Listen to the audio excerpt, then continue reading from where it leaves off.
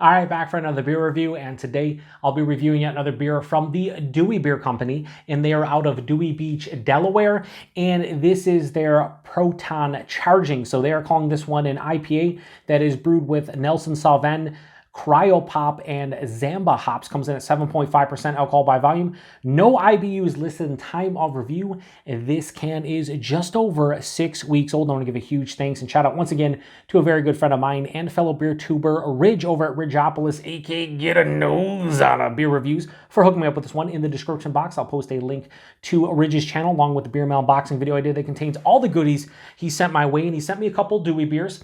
And the one that I just reviewed recently was their High In The Pyrenees, and it was oxidized and just, the can was off. I opened it off camera over a sink. It exploded. Well, I shouldn't say exploded. Gushed out, lost a couple ounces, and then it just looked oxidized. It tasted oxidized. It wasn't good. So I'm hoping this one is much better.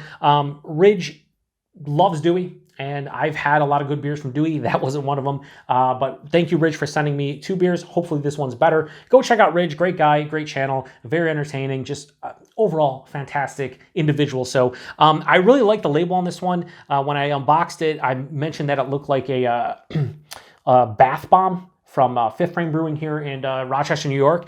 They do a bath bomb series of heavily fruited sour beers, and this totally looked like one of those, but it's not. So anyway, give it a quick roll here, and we will pour it into the glass. So the other one, so this is also gushing out. Now, I did roll it real quick, and it's not gushing out like the other one because it's contained, but hopefully it's still good, you know what I mean? As soon as I got the beer mail from him, I kept them cold and everything, so hopefully this one survived. The other one did not. All right, so carbonation seems pretty good, but, nothing crazy. Anyway, how does this one look? A little bit of mark there, I think. Yeah, so this does not look like the other one. I mean, it does have a darker, like, honey orange color, but this doesn't look like it's off or anything. Has about a 2-finger of this really lightly tanned head. It looks soap sudsy. It doesn't look super creamy. Some huge bubbles, medium-sized bubbles, small bubbles, the whole nine.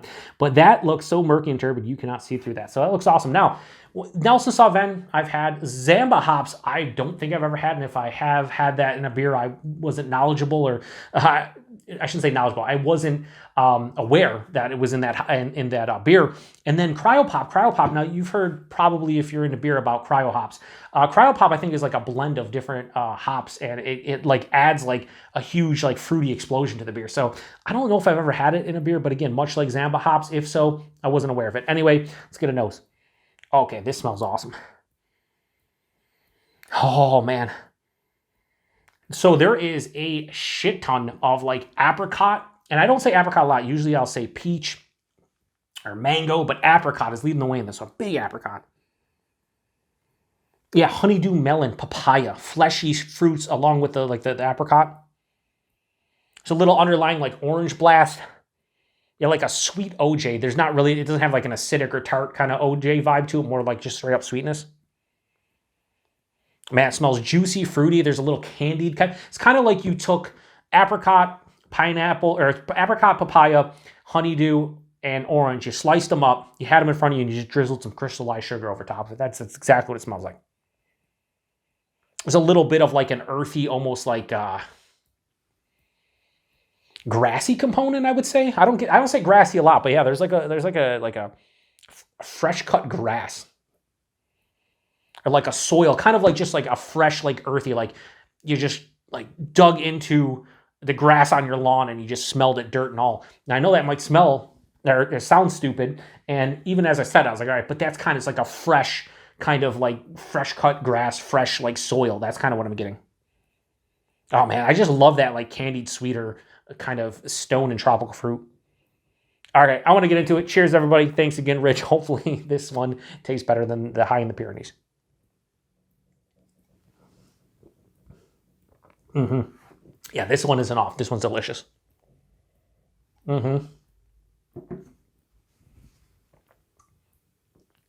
It's so juicy and so candied.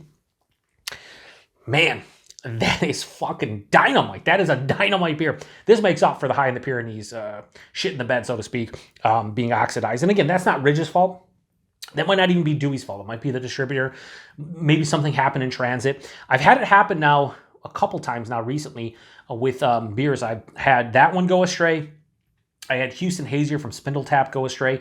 I don't know. Maybe when the beer mail is sent to me, maybe someone's putting them in, in super hot weather for like a couple days. I have no idea. Body in this one's 7.5%. It's like straight up medium, maybe a touch over, a little bit bigger than I anticipated. It's some places will call 7.5% double IPAs, like Hot Butcher, and some will say IPAs. For me, here's the thing. I don't really care. Like, whether you call it a single IPA or double IPA, you look at the ABV and you can make your own distinction of whatever you want to call it. For me, I always thought like 8% was the bar for double or imperial anything, stouts, IPAs, whatever. But this is 7.5% and it drinks like it's like 8.5. Definitely a little bit bigger body. The mouthfeel super soft, smooth, creamy. This is a great body mouthfeel, but the taste, the nose carries over to almost a tea. There is a lot of candied, sweeter, stone fruits, tropical, little bit of citrus. Right at the forefront, it's apricot. Unmistakable that's apricot to my palate. Like, it just has an apricot feel to it. Like, you just bit into a fresh, ripened apricot. And then there's a little bit of OJ after that, like, again, sweeter. And then there's honeydew. Not as much papaya, but more honeydew. Maybe a little pineapple, but lots of sweet fruit, sweet, juicy fruit. As it passes through the palate, about halfway through the palate to 3/4 of the way through the palate, there's this really nice, again, fresh, grassy, soil-like component, earthy, that hits. And that carries on the back of the palate, and it dries out the palate. This is like semi-dried, almost full-on dried on my palate. Very mildly bitter, but there's a pretty decent dryness on the back of the palate. So this does lean sweeter, without question, but it's not too sweet because there's enough of that semi to full-on dry finish where you want to go back. It's funny, I say this in so many reviews, and if you've never experienced it, then you might not understand what I'm saying, but like, you take the sip, all right, front of the palate, all that juicy, sweet, candied fruit, back of the palate. Oh man, here comes the dryness. Okay, now the dryness is starting to creep back up through the front of my palate, and now my tongue, feeling like it's devoid of any saliva. It feels dry. Feels like a cat tongue where it's like, sandpaper, right? And now I want to go back for another sip because I don't like that feeling. And then you rinse and repeat. And that's how this beer goes down in no time.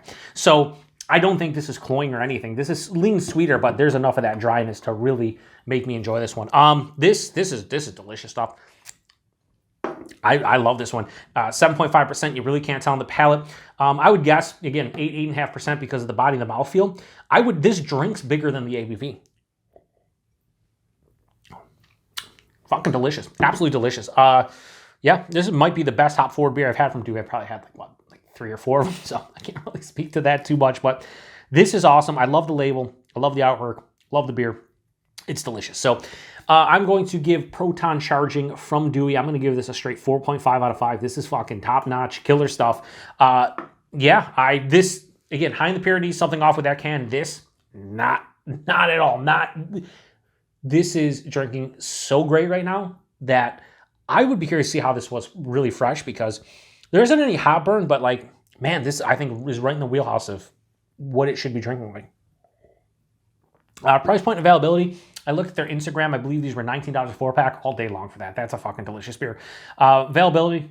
I have no idea. Ridge, chime in. Do you pick these up at your local beer store? I think Dewey gets distribution to different areas. I know you can get them at, I think they have a couple different locations, but if you're in Delaware, you can pick up their stuff. I think maybe even to like PA.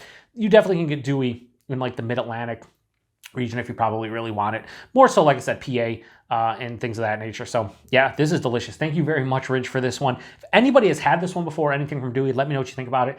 This is great. And it makes me upset that the High In The Pyrenees was a letdown and oxidized and there's something off with that can, because I'm sure that was pretty good if it was not all messed up. This is what I need. This is what I want. So thanks again to Ridge. Go check out his channel. Great guy. Thanks to everybody stopping by for another beer review here on the Beer Patrol. To the next one. Cheers.